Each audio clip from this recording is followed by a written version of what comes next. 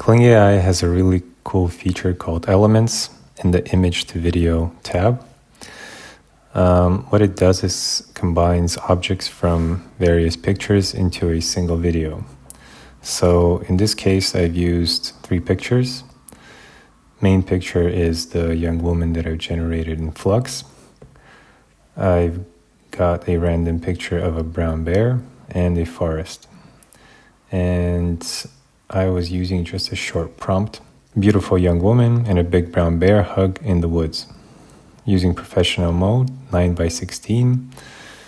And that's it. And this is the end result that I've got. I had to make a couple of tries because the first attempt, it actually drew extra hands.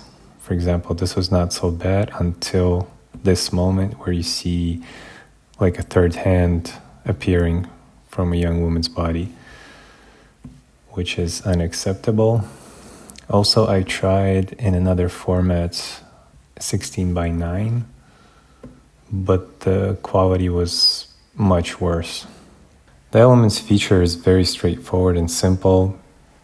Just make sure you have images, the reference images are of good quality, and with a couple of tries, you'll actually get what you want.